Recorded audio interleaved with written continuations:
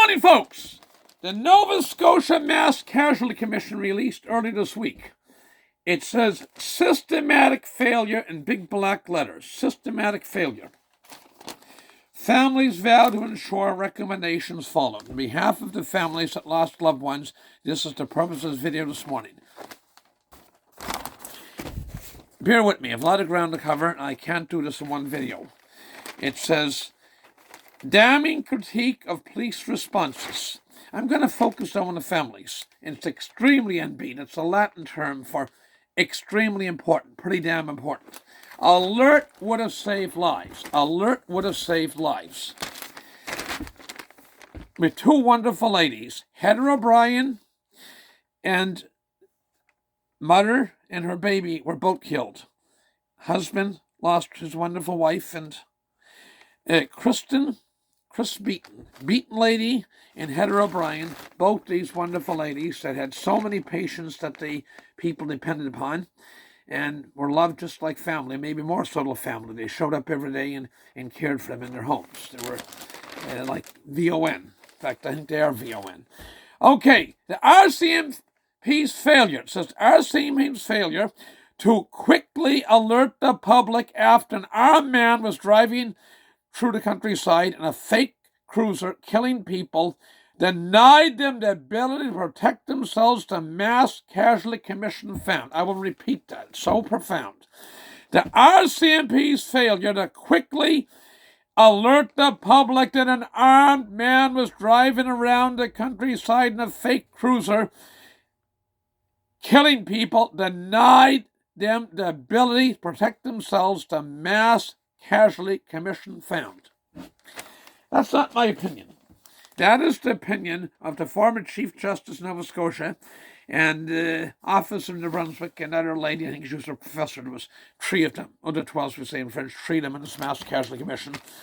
That report cost about a lot. That's $45 million. The RCMP were relying upon social media to provide updates to the public. The Mounties had critical details that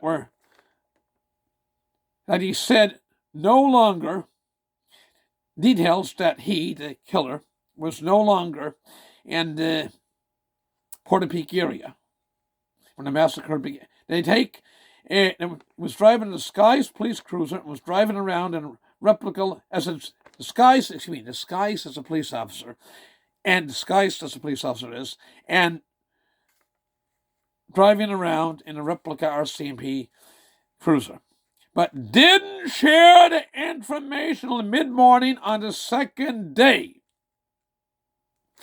Had the O'Brien lady, wonderful O'Brien lady, and the Krista Beaton lady had the information,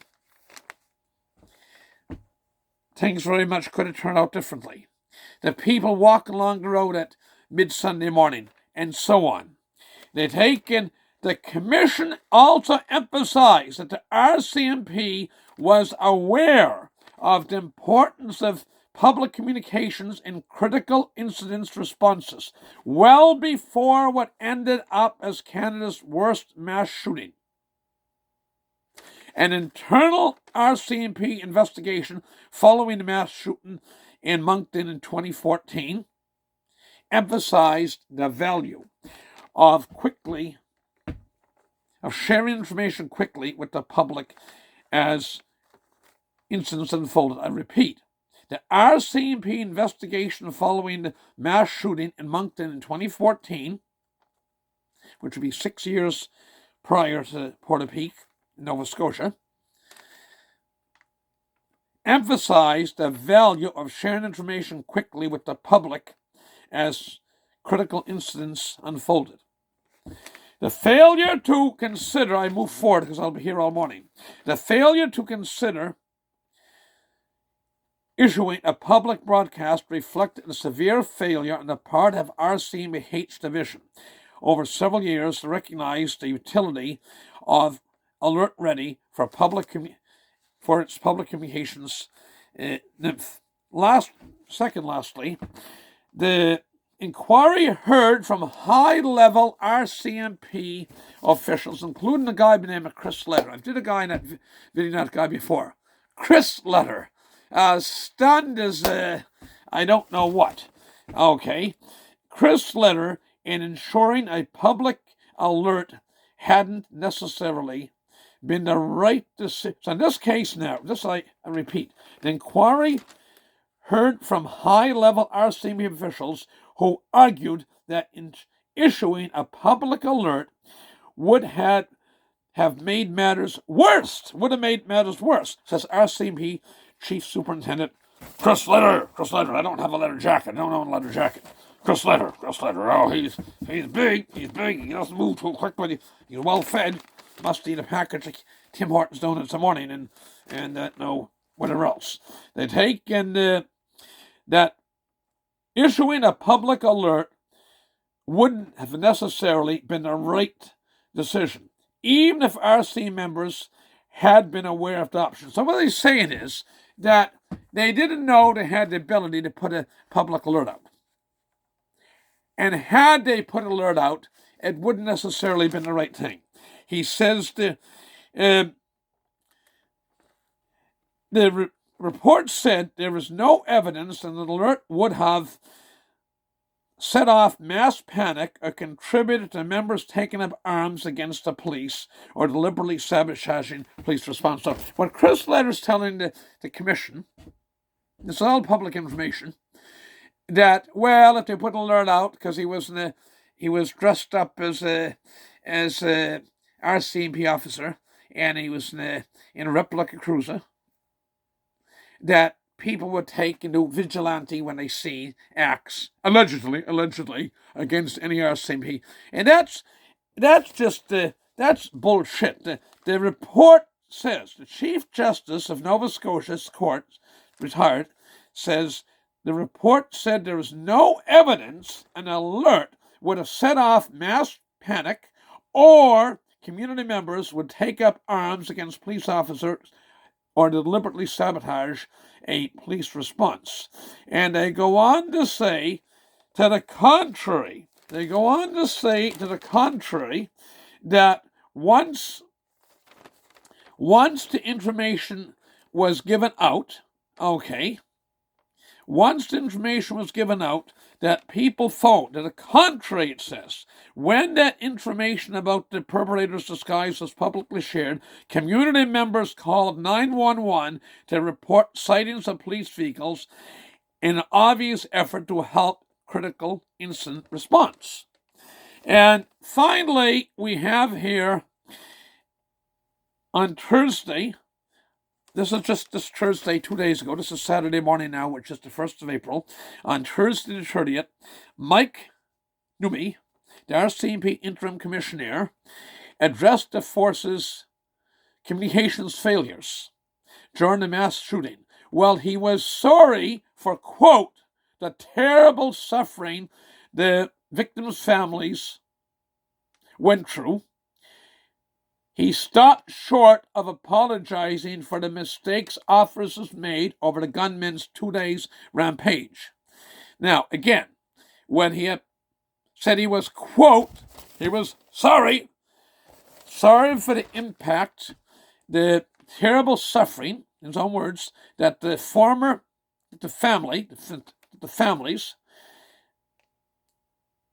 of the victims' families went through. He stopped short of apologizing for the mistakes. Okay? And it reminds me of one more thing. It's a huge report. I'm going to mention shooting into the Onslow Fire Hall. I've had communication some time ago, actually individual outreach to me, one of the volunteer firefighters. You had ladies in there, you had wonderful ladies in the area preparing sandwiches, comfort center, tea, milk, coffee, whatever, and some of the volunteer firefighters there, and they shot right in the hall. They damaged one of the trucks so bad, by the grace of God, it didn't kill somebody, that they couldn't use the truck. And I'm looking at the Halifax Herald's report yesterday's paper. So it's no doubt addressed in the Mass Casualty Commission's report, but it's not in articles that I've read. Okay, that was unconscionable. They fired into the fire hall in Onslow. Then they took off. I mean, mother of God, that's unconscionable. Anyway, I'm going to finish where I started. Alert would have saved lives. Nobody can be expected. In hindsight, it's a wonderful thing, 20/20 vision. Nobody could expect that they could have prevented it the first night. But the second day, the people walked along the road, and these two wonderful ladies, the Kristen Beaton and the O'Brien lady, the Beaton and O'Brien ladies, their lives, in all probability, would have been spared. They would have taken difference. They were both pulled over by this guy and then murdered by this Gabriel Wortman. So the lady's precious child, two murders there, and the wonderful mother, and this other O'Brien lady. They were both special ladies. The O'Brien lady was in this longer, she was older, and she was so loved by the people that she went and seen, helped them out with their medical situations. With that, I've gone on a long time. I wish you all the best. God bless. Get a good breakfast in yourself, and go out and get a copy of yesterday's Halifax Herald and read it yourself. With that, I got to go. All the best. God bless. Thank you. Bye for now.